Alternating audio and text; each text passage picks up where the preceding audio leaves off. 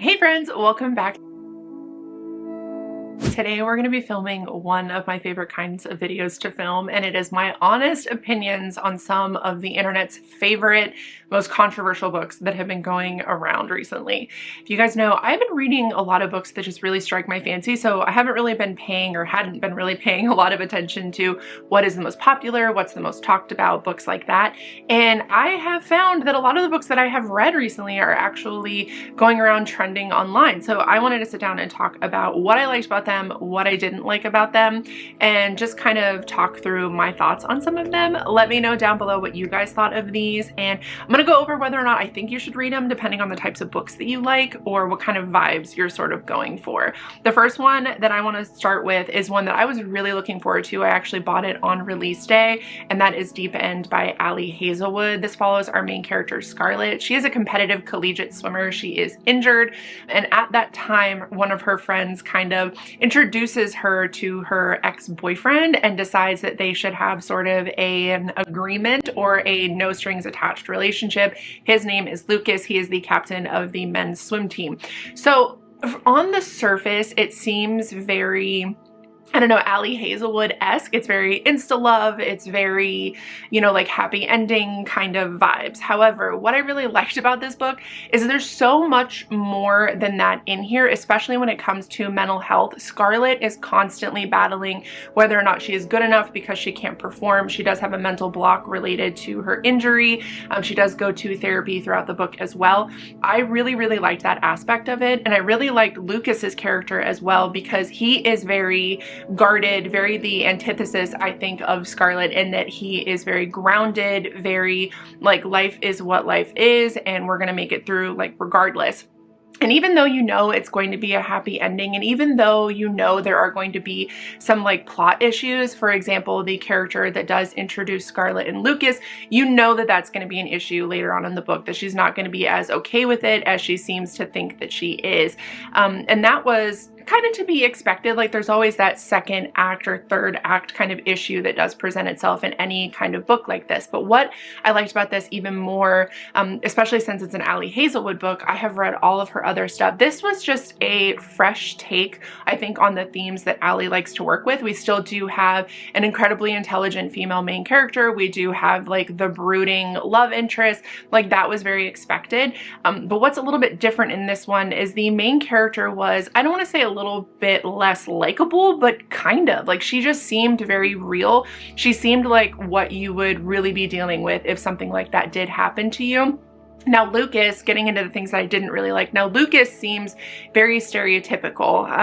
I think if we're gonna switch up kind of the characters that we're making, if we're kind of straying away from what we're normally doing, I would have liked to have seen something a little bit different in Lucas.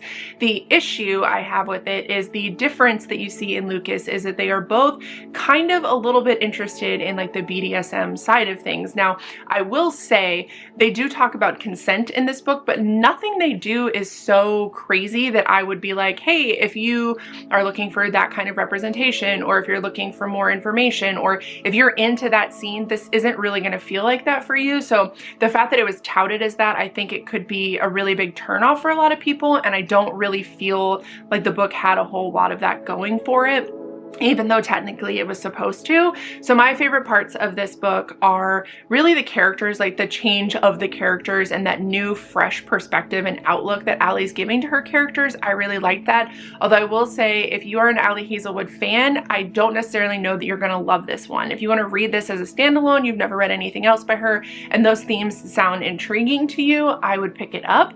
Scarlett, while a real character, is still, I feel like, an enjoyable character. I just found at certain times that Lucas sort of fell flat.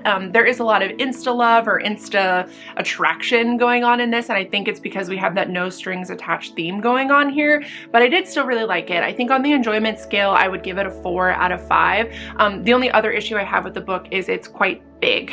There are certain points in the book where I feel like the author maybe could have written things like there's a big chunk that is for character development, and when that happens, the rest of the story is kind of lost, and it does hinge on their mutual attraction to each other and this agreement that they've got going on. But I think because it becomes so heavy in the middle of the book, just with a lot of character development, I feel like, and not to say that I could have written it any better, but I feel like I would have enjoyed the book a little bit more if we would have had more time with that, spaced out throughout the book, as opposed to really just kind of like chunked into the middle of the book. It is quite a hefty read, but I would recommend it if you are looking for something along the themes that I mentioned, or are looking for like a standalone romance book, or if you haven't read anything by Ali Hazelwood and you're wanting something, like I said, just a little bit different.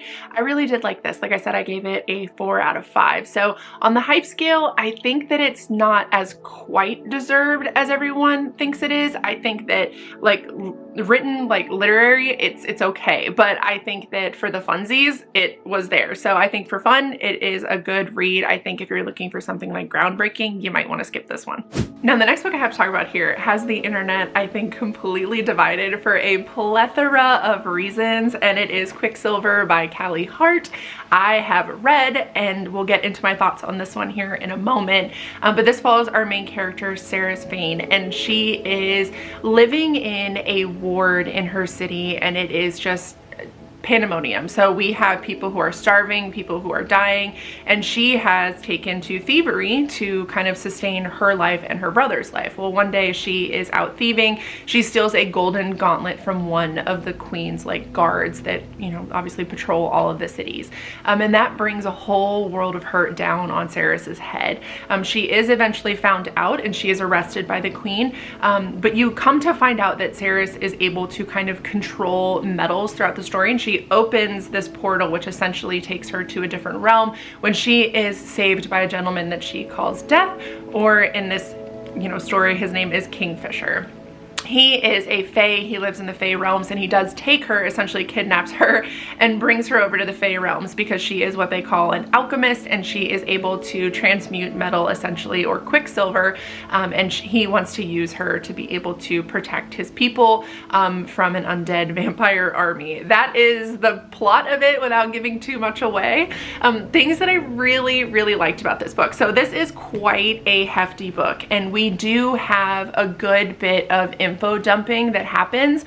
Now, I will say, if you've read any kind of high fantasy, anything like that, you're not really going to struggle with this, but I would say this book for me is more character driven. So Sarris as a character has me laughing out loud constantly. I feel like she is so flippin' relatable. If I was stolen by a gentleman that I thought was Death and forced to live in the Fae realms and leave everyone I knew behind, the way Sarris reacts is exactly how I would react. It's F-bombs every other sentence. She hates everybody. She wants to kill everybody. I just absolutely loved that about her.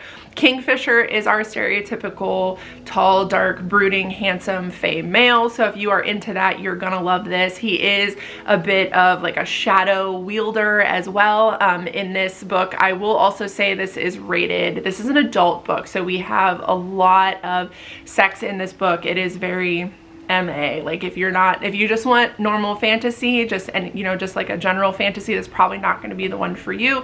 We get pretty explicit sex in this, and I will say I do also enjoy that part of this book as well. I don't feel like it's insta-lovey. I don't feel, you know, anything like that. Issues that I have with this book, there is a lot of character development, and I absolutely loved that about the book, but there is so much happening in such a short amount. Like it is quite a hefty book, but there's so much that you are absorbing and wanting to kind of keep track of, and for that I would recommend listening to the audiobook. I did read the physical book and did still really enjoy it, but this is one of those books that I think to kind of keep everything straight, I would have needed to have written everything down, and because of that, the story does become kind of repetitive, because Callie's sort of like reminding you like throughout the story, like, hey, Kingfisher is so-and-so and Sarris is so-and-so. Like she does that a lot. Well, not terrible, because I've read other books that I wish the author would have done that with, and I'll get into that later. But that was one thing that just kind of irked me a little bit. But other than that, I absolutely loved this book. I think the fantasy elements of it, while not the most unique, this definitely screams like a blend of characters that we've seen in books like ACOTAR. We have a shadow wielding, you know, we have a shadow daddy, Fae. We have tattoos that are transferred, you know, from one of the characters to the next when they are physically intimate. Like, nothing really seems like super unique, but the take on it with the alchemy and the Quicksilver, I really enjoyed that. This was definitely a vibes read for me. If you're looking for a fun, flirty, sexy, kind of a little bit of a thicker, has fantasy, violence, all of that in it, I think you'd really like Quicksilver. I can understand why people don't really like it, and I think it's because it can seem kind of repetitive, especially when you look at the fact that none of these characters are necessarily like groundbreaking new kind of characters, but I still really enjoyed it. So if you have a type and you like that type, you're going to love Quicksilver. If you are looking for something fresh and new, you might not like it as much as you wanted to. I gave this like a 4.5 out of 5 for enjoyment. And if you can get your hands on the audiobook, the gentleman who narrates this book is phenomenal. And I even like the character who, or the woman who narrates Saris as well. I think they both are really good. So I would recommend this one, just depending on what kind of vibe you're going for. All right, the next one I want to talk about is probably, I would actually say that this is probably the most divisive of all of the books that I have been seeing floating around, and it is Onyx Storm by Rebecca Yarros. Now, without getting too far into the series as a whole, I really just want to, because this is the third book, I really just want to address the issues that I had with this book specifically without getting too far into the plot, because I don't want to give too much away if you haven't read the series. But essentially, the issues that I have with this book, I think a lot of people who I'm seeing like the negative reviews for can probably agree with me on.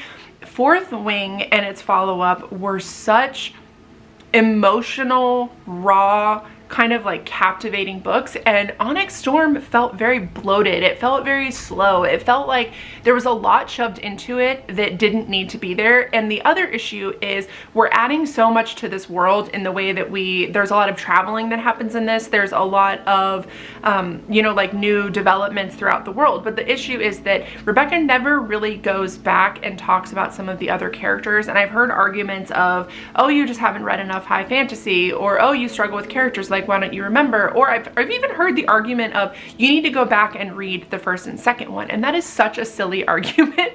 I don't know why people make that argument. If your characters are not memorable enough that you can remember them going into the third book, and mind you, none of these books have been released, you know, very far apart. I think as a whole, this book, from what I've read, was supposed to be her answer to her publishers and not necessarily the book for the fans. And the next book is going to be what we would have expected the next book to be, right? And I think that doesn't really hold up for me, because the other issue that I found with this book were the intimate scenes between Violet and Xaden.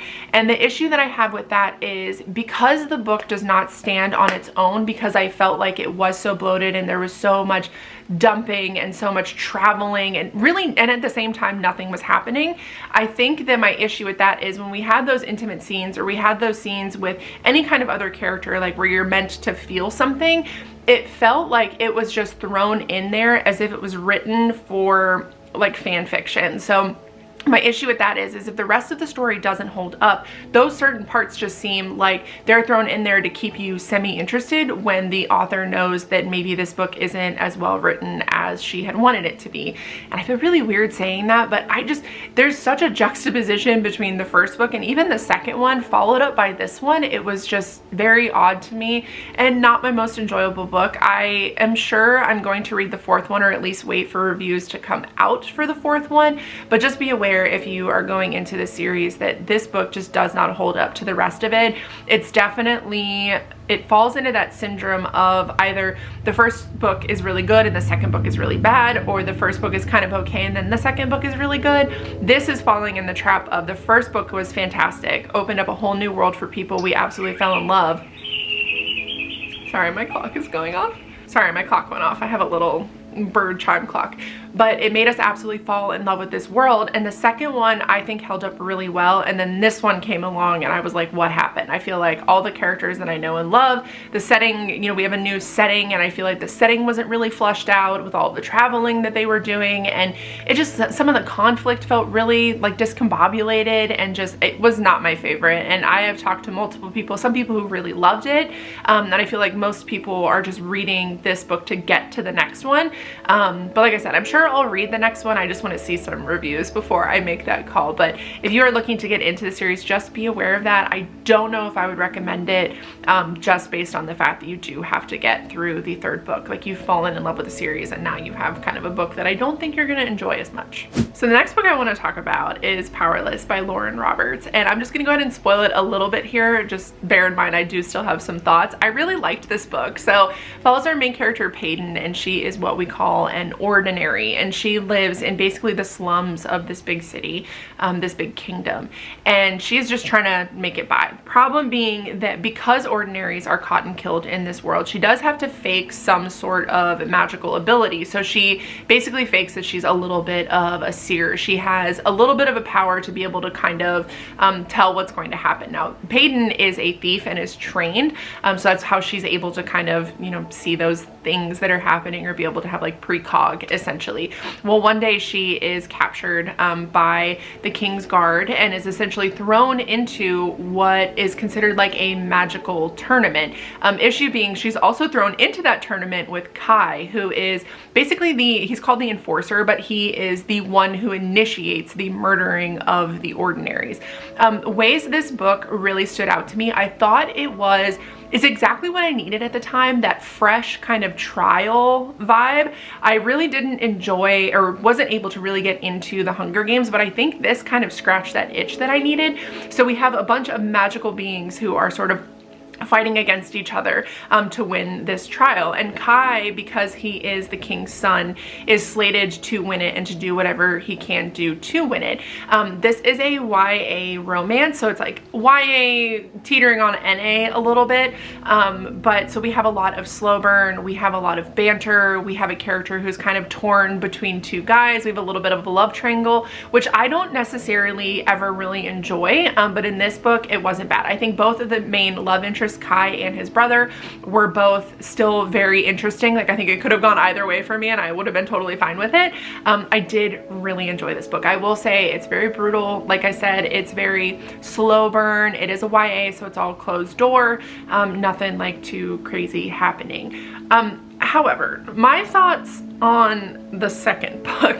The second book was such a letdown for me. So in the second book, without giving too much away, essentially the themes that we have, like the slow burn, the banter, the character development that we'd kind of already flushed out in the first book, in the second book becomes so repetitive that after a while, like certain words that were said or certain phrases that were said literally made me want to throw the book across the room. Luckily, I did not buy these. I borrowed them from the library, but I was just so frustrated. And it's one of those books where, again, we have that sort of traveling theme, like the characters are traveling, there's really nothing happening. Like, there's no, like, the character development that is happening isn't necessarily about the characters, it's about their relation to each other. And like I said, it is so repetitive. It goes back and forth between, obviously, Kai as the enforcer now knows some more information about Peyton, and he's like, I fucking hate you, and she's like, well, I hate you. And it's just this hate to love. It's supposed to be this hate to love romance,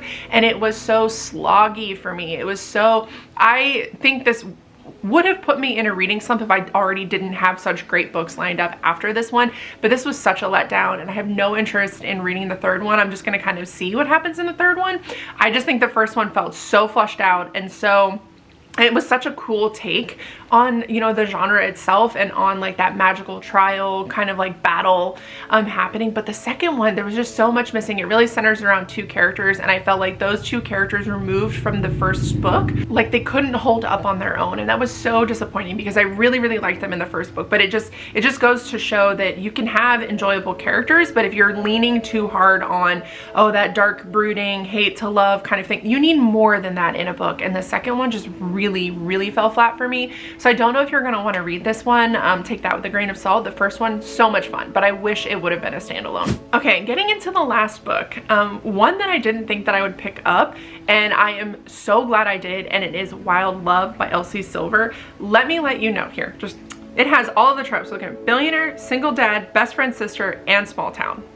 Could you ask for more? I think not. If you can tell, I love this book. I think Elsie is not overrated at all.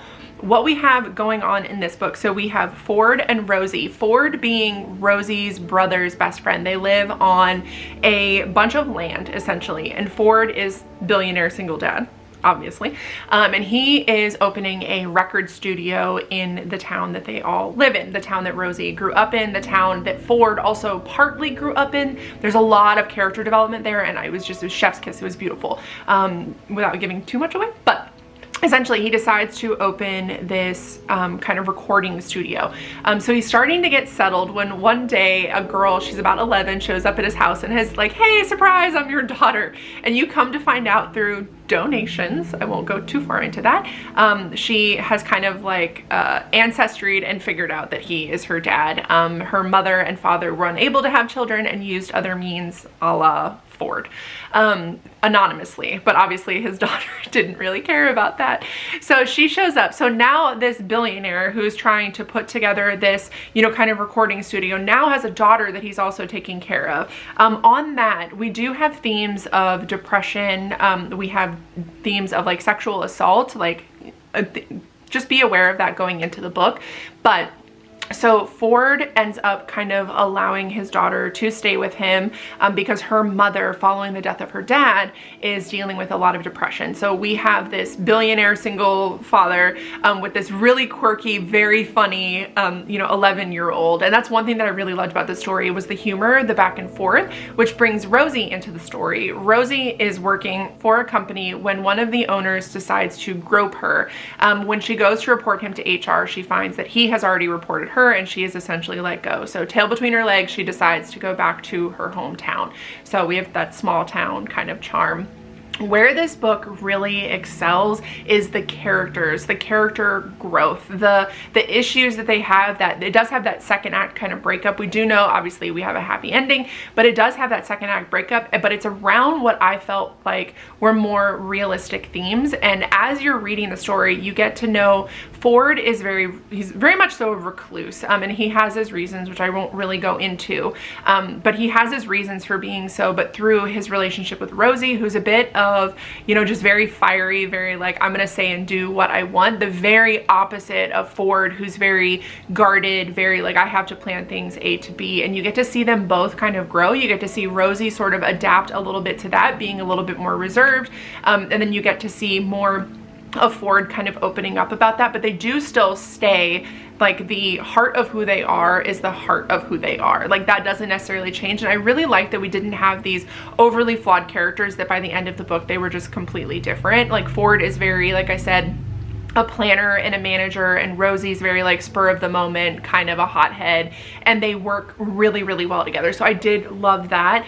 I loved the relationship between Rosie and her brother, or Ford and his best friend. I really liked that as well. Just the overall vibes of this book are very cozy, very, we got a lot of hard-hitting things that are happening. We obviously have death of a father, we have some sexual assault, we have depression that we're dealing with, but it's done in a way where it feels like real life. And so as you're reading it, you really start to care for these characters, and I just thought it was phenomenal. I can't wait to get to the rest of the series, to be honest. I think that I'm just gonna blow through them because I absolutely loved them. I also did this on audiobook.